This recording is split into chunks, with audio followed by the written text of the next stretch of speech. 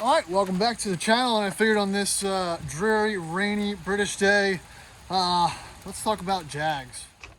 All right, and if this is the first time you're joining us on the Addicted Motors YouTube channel, please be sure to like, subscribe, share, follow, check us out on Instagram at Addicted Motors, and hope you enjoy the video.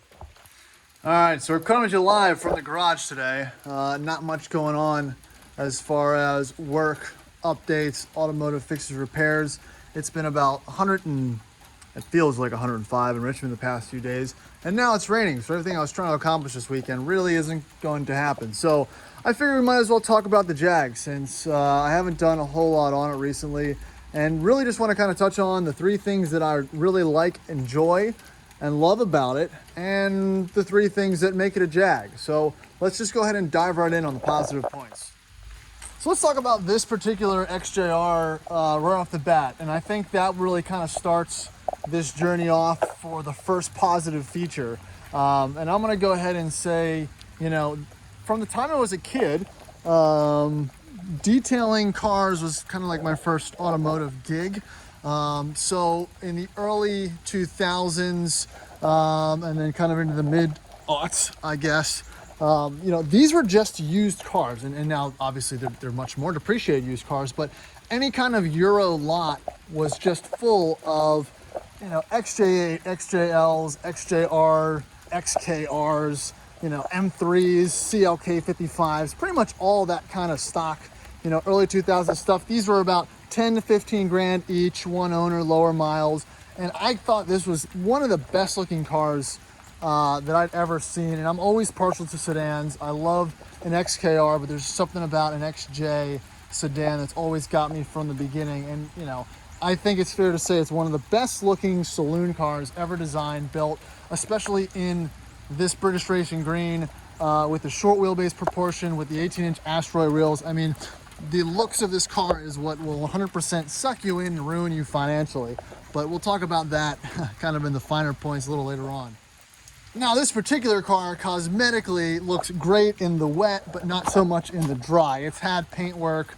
I believe the whole front end was repainted at some point, and it's rough, but it still doesn't, you know, this car still turns heads and gets all kinds of comments, looks, and conversations just on the daily basis, and that's really what this is about. I think it's, again, an incredibly captivating body. I mean, it's just, I don't know, it's kind of got that full package. And if you are a car guy, it's definitely appreciated in many different circles. It's not just a British car fan club type thing. I think there's a lot of people that have a Jag story, their dad had one, or there's some more hierarchy of connections that's just, you know, the physical car itself. And so, yeah, looks-wise, it's I think it's a stunner. It was the last steel body Jag before the XJ 350 with the aluminum side, and things just got, again, the looks, they're a little less sleek, obviously with safety standards and whatnot. The car looks a little higher. It's not as low slung. You know, this one's pretty aggressive, and in a good way. I mean, it's not super practical as far as the rear leg room, the boot space, all of that. I mean, it's really, there's a lot of sacrifices that were kind of made for, you know, I think styling over functionality, which in the later models, you know, just again, personal preference, you kind of started to see obviously a little more functionality and attention to detail, where this one I think was still really based off of the older archetype and, you know, design language, which is absolutely great, because again, I use it as a daily driver, but again, I don't, it's not a family car. I don't need it to fulfill any other purpose besides a toy. So it makes it even better seeing that I don't have to, you know, 100% rely on. Which brings to the next point, which is what's under the bonnet. The second thing I like the most about this car, or that I love about it, is the performance. I mean, it's a quick car. I think 0 to 60 from the manufacturer was around 4.95 seconds. 390-ish supercharged horsepower. Again, this is a 2003, so it's the last iteration of the XJ100. So it still had the 4-liter supercharged engine, plenty of torque, You know, it's very linear type of power band. You know, there's not a lot of drivetrain slop. The rear end, you know, it hooks up immediately. And again, I don't really, you know, put it against other modern performance cars, but I think my measure of performance is, you know, I guess it's kind of hard to describe, is how much does the car, when you put your foot down, you know, does it try to get out of its own way? Does it aggressively try to do its best to go as fast and give you as much immediate power and torque as possible, to the point where you almost want to get your foot out of it because you feel you might break something? But that's what this car does. It's immediate. It's a little bit violent. You know, there's going to be a wheel spin. It's going to make noise. You're going to squeal the tires. The revs are going to go all the way up past 6, but it's going to give you as much power as it can, unless it's in restricted performance, then it won't. But yeah, I mean, the performance of this thing's great. I mean, 18-inch wheels for the day, that obviously helped, kind of like square stand 18-inch. I have some okay performance tires on it, which again, for back in the day, that was pretty aggressive, especially with using kind of, you know, they upgraded, I don't have the upgraded brakes, but for the XJ100, they had the upgraded brakes, 18-inch tires. I mean, this was quite a sweet little package, I think, when it came out. And, you know, I think fans to even to this day can still appreciate the performance if maintained and everything's obviously functioning properly. Supercharged Sport, what are you doing up there, buddy? I'll have to go see who that is. All right, let's go to point number 3 for the XJR, things I love about it, before we get into the more negative parts. And let's talk about the cabin real quick. Now, mine might not be the best example. I know potentially on film it does look rather nice, but it isn't. I'm actually, that's leading into the next point. But the feel and the look of this cabin, I think, is 100% timeless. Anyone potentially, you know, a car fan or a non-car fan, can kind of appreciate the contrast of materials. You know, the wood trim, the kind of swooping design architecture, but still kind of maintaining that classic straight line dash, close mirror space, you know, wood grain steering wheel, even though it's kind of coming up a little bit. You know, it's got the XJR here, again, the slight details of the supercharged, you know, signage or vocabulary here on the gauge cluster. I installed a Burlwood shift knob, but I think there's I have a black one that comes with it as well. Again, you still have the classic Jaguar clock, and then, you know, a simple circular, you know, semi-forward based, you know, radio, old school navigation and all that. So again, you know, the XJR, you got a slightly different, more bolstered seat, not the most comfortable, but again, it's just a nice place to be when it's in good condition, and it really makes you feel like, you know, that view over the bonnet, you have the leaper there, you see the kind of, you know, exaggerated little power scoop they have going on. It doesn't feel like you're in a sedan. It feels special. And again, if you've owned one of these or you've driven one, you kind of know what I'm talking about. It's kind of hard to describe till you sit in it. It's so much different than Mercedes. It's so much different than the kind of tight lace functional interior of, let's say, you know, a Mercedes or a BMW or something like that. It's like, you know, it's a British take on an Italian car. You know, it feels classic, it feels British, but it still has that performance. So it just makes things a little more interesting, and I love it, even though mine's falling apart. All right, let's go into reason one that I hate this car. And it's not so much a hate, it's just an annoyance. So these cars, and I'll get a lot of flack, you know, they're really based off a semi-ancient platform as far as, you know, the technology and the setup and things like the rear suspension. Like, yeah, you have disc brakes, they're not inboard disc brakes, but, you know, to work on the control arms and whatnot, it's just, or replace the rear shocks, it just takes more time than most people would suspect. And that time, and the reason I'm talking about that, really correlates to shop time and labor time. So again, this is where the unreliability bad rap comes in, because things you think are what could be more simple to replace and maintain on other cars are more complicated on this car particularly. Things like the rear shocks, things like servicing, removing the rear diff. I have this check engine light that comes on. It's for a knock sensor. It's under the supercharger, which would really not be a big deal if it wasn't supercharged. You could just replace it easily. It's fully visible. Remove, the cover on the valve cover side, which says Jaguar, and you just replace it. But now you have the supercharger there. You have the updated kind of potential maintenance issues of the supercharger, the coolant hoses below it. Things that people, if you buy these cars over 80,000 or so miles, didn't do maintenance-wise because they're not realistically dealer prescribed wear items, but that could prove terminal if missed, not addressed, or messed with. So yeah, that's basically the reason one of the things that I hate. It just kind of works.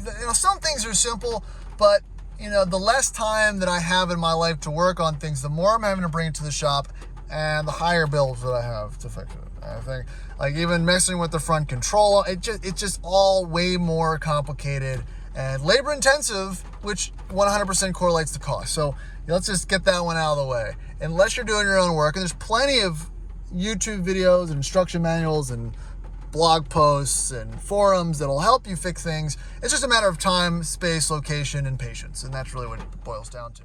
All right, the next thing that is bothersome, or I have less than, that I find less than desirable in this car, or an XJR, is the interior material quality. The sports seats you get in are perforated, and they're not cooled or anything like that, but it lends them to wear much quicker, I believe, than the normally non-perforated seats. So it's really hard to find one in a good enough condition that won't require lots of, cosmetic related repairs, I guess. And again, I'm not trying to achieve perfection in this car, but there's a lot of interior related consistent things that you'll find when you're looking for one of these cars. So ripped seats is one. That's a big one. Failing headliner. I believe this one had to have been replaced, and probably replaced fairly cheaply, but it's not falling in, which is great. But it's there. I wonder if that's wet. That's not wet.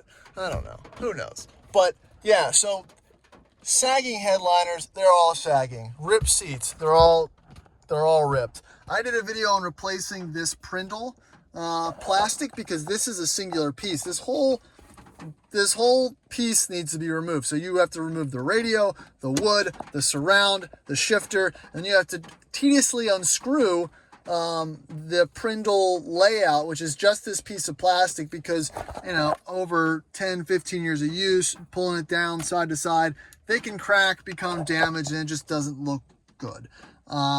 So again, that's kind of something that I've seen very consistently. You think you just pop it off, you can't. Driver door handles, they also are kind of prone to messing up.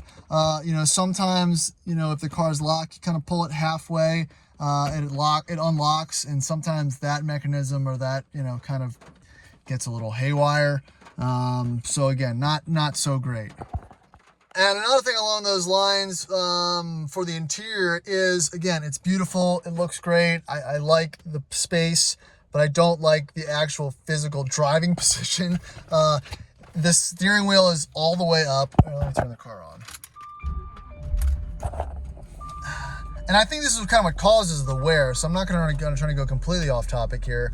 So that's all the steering wheel goes up, and if you're taller like me, you're just kind of cramped in it, and everything, it doesn't telescope out far enough, so that you're kind of right here. It's really, who drives 100% like this? You're sitting on the floor like you would in like a Tacoma or something like that. So it's not a very modern seating position. It is not a whole lot of space, and I think it definitely causes a little extra wear and tear on things like the seat bolsters and whatnot from trying to get in and out and whatnot. But again, other than that, besides the space and the wear issues, it's not terrible. It's just harder to find them in nicer condition. And last but not least, I think the number one crux of these particular XJRs and this XJ300 platform is the dreaded restricted performance light.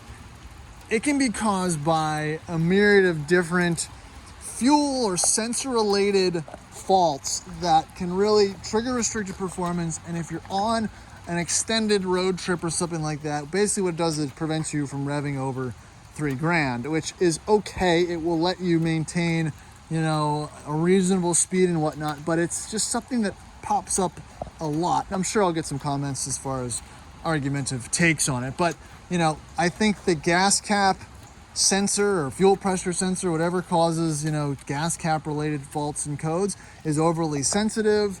And there's just too many things that can cause restricted performance that can really take away from the driving experience and really give an owner a hard time when just trying to operate the vehicle normally, especially when it's causing things that won't really 100%, I guess, affect safe drivability. It's something I wish I could completely eliminate and disable. And if you're a Jag owner and if you watch YouTube, you've seen hundreds of videos of people trying to figure it out. I find personally it's usually the gas cap after fuel fill up or whatnot. It's either not secured or, you know, you hit a bump and things rattle around and it gets dislodged a little bit. So that's a huge one. It really detracts from the driving experience when you kind of get those faults and whatnot. So it's a big one.